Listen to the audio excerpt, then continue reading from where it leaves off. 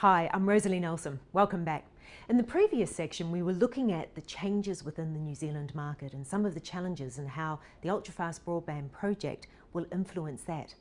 But before we go on, we felt this was an ideal opportunity to go back and look at some of the first principles of telecommunications network, try and find our way through the acronym soup. If you were to listen to the media talking about fibre, it's almost like it's a big bang theory.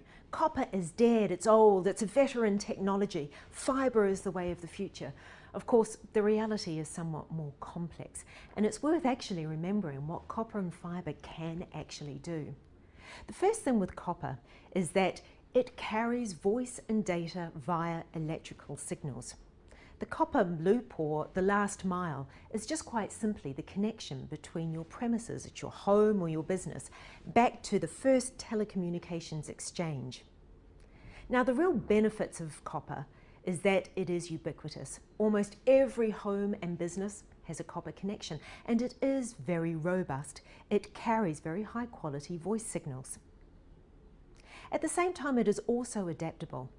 We are seeing continuing evolution in copper capability. It's not dead and over yet.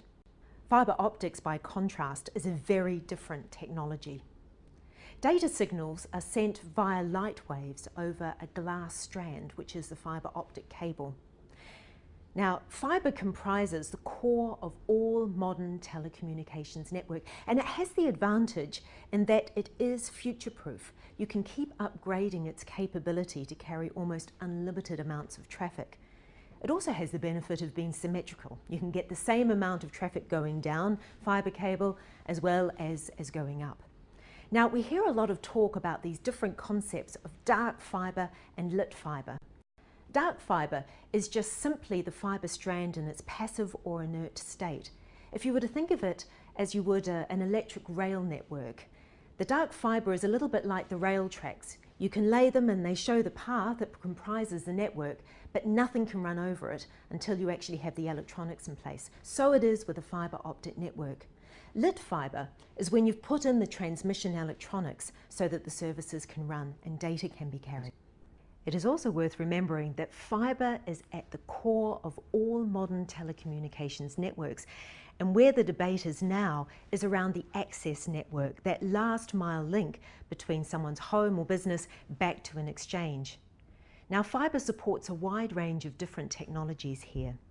In this slide, we can see the way in which copper can connect from a local exchange to a home or a business.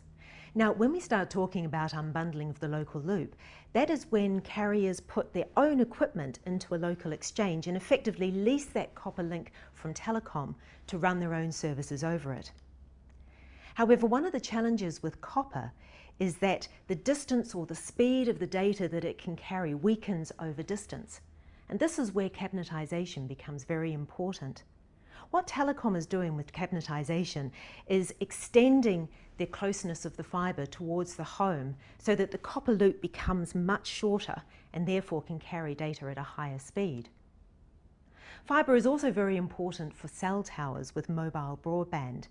Effectively, these days we're moving away from just voice and text and using data over the mobile networks, but data requires very big fat pipes away from the cell sites.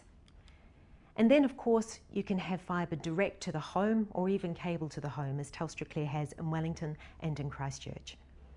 So the access network gathers the traffic and the connections from the homes to one first exchange point. But then from there we have the backhaul network, and that aggregates all the traffic and connections from exchanges within a suburb or a geography and takes it back to the core or the trunk network. Now, the trunk network are the very big pipes that run between Dunedin and Christchurch, Wellington and Auckland. It carries all the traffic up to Auckland, where it then jumps off onto the Southern Cross cable internationally and often up to the US. So what we can see with this is upgrading broadband access really is not enough. You can compare a telecommunications network to a road network. And the time to complete your journey on a road network is going to depend on a number of things. The first is your car's equipment, age and state of repair. The reality is that for a lot of us, our homes are quite old and they may have old wiring, or we may be using old computers within the home, and that's going to affect your broadband experience. The second is the quality and the length of your drive and your local street. The distance that you actually have to travel to get down to a primary or a main road. Now, that's the equivalent of your access network. But then, of course, you have to think about the congestion that's on your primary and secondary roads and how that's affected by things like rush hour or roadworks or after-school traffic. Have your primary and secondary roads been upgraded to cope with all the traffic and the increase in infrastructure and usage? Then you have the capacity and the availability of the motorways. And then once you get to your destination, can it actually handle your arrival? Is there the car parking? Now that really equates to how many customers, for example, a server in the US can actually support.